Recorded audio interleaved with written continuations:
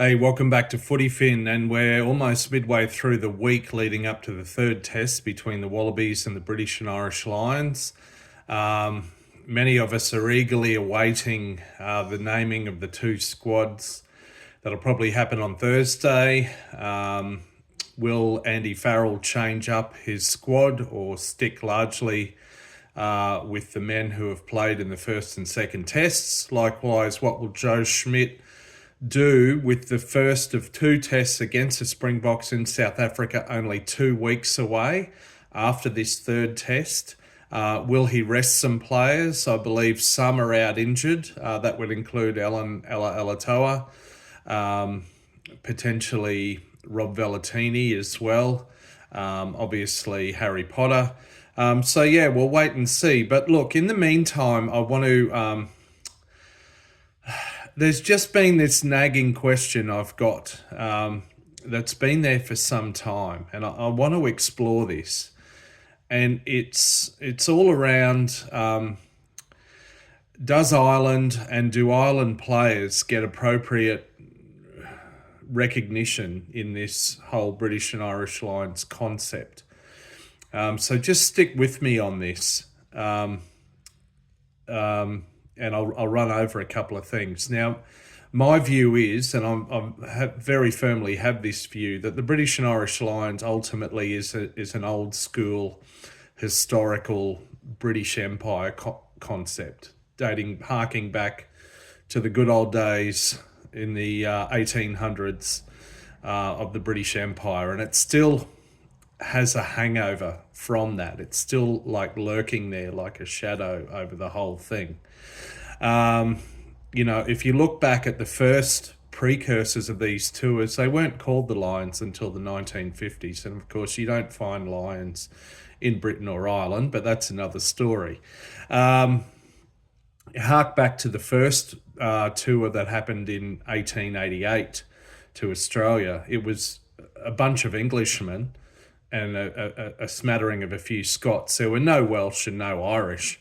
And I think the second tour mightn't have been vastly different, maybe one or two Welshmen in the second or third tour. Then you started to see more Welshmen, and by the 1890s, one or two Irishmen. Now, at that time, Ireland was under the foot, if you like, of the British Empire. But things changed not long after that. And look, I'm no expert, but I will say I've lived in Ireland for a couple of years and I have Irish ancestry. I do know more than the average person about some of this history, but I don't claim to be an expert. People are welcome to add their 2 cents worth and also add their views on this. But of course, we had the Easter Rising in Ireland in 1916 and then the Irish War of Independence from 1919 to 1921. At the end of that year, the Anglo-Irish Treaty was signed and the Irish Free State came into existence in 1922. So it was already a free state just over 100 years ago, still treated as a dominion of Britain until 1931, when it achieved sovereign state status in 1931. 1937, there was a constitution. And then in 1949, it became the Republic of Ireland. The 26 counties that make up the Republic became a republic as we know it today. Of course, when we talk about the Ireland rugby team, it covers the Republic of Ireland as well as Northern Ireland, the 6 counties in Northern Ireland, in Ulster. But ultimately, Ireland has been a sovereign state since 1931. Yet the Lions were not known as the British and Irish Lions until 70 years after that. So even in 1997, they were still known as the British Lions.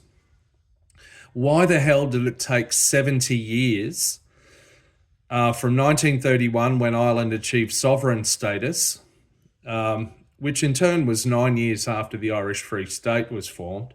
Why did it take 70 to 80 years until 2001, when they were finally known as the British and Irish Lions? I would have felt and if we look back, by the way, at 20 or 30 years ago, the number of Irish players has gradually increased appropriately in the Lions in parallel with the rise of Irish rugby and Ireland as a force in global rugby. In parallel, probably with something of a demise in England and certainly in Wales in terms of rugby and global rankings and what have you. Yeah, look, if I'd been an Irish player playing in any of those pre-2001 tours for the British Lions, known as the British Lions, it wouldn't have sat right with me. Likewise, and this might seem like a fairly small thing, although I think it's big, more than that. Why is there really no discernible green on the Lions kit? So the Lions still wear this same kit they've worn since the first half of the 1900s, the red shirt, white shorts. It's very much English and Welsh colours. It looks like a Welsh jersey, but also some England sporting teams, including their football or soccer team in the past, have worn the red shirt with the white shorts. England's colours, of course, are white and red. So why do Ireland still, in 2025, still only get a green stripe on the socks of the Lions? And indeed, this year it's a darker green. It's not the classic emerald green, so it's even less discernible. And you could say, why does Scotland only get navy socks, navy on part of the socks? I personally think that the Lions jersey should be the Harlequin, like their crest, with the four colours, white, red, blue and green. I think that'd be far more appropriate. But so I guess what I'm saying is, and in the second test in Melbourne just the other night, of the 23 matchday squad for the Lions, no fewer than 10 of them were Ireland players. 3 of those were New Zealanders, yes, but nonetheless, 10 of them were Ireland players. That's almost half of the match day 23. It's more than half, I believe, of the starting 15. So, yeah, look, it just wouldn't sit right with me. Now, I know I'm Australian, ultimately. I'm not an Irish rugby fan per se, although I would say they're my second team worldwide in terms of who I support. But yeah, it's just a bit of a weird one. Why did it take this British rugby team 70 to 80 years to appropriately insert the Irish into their name?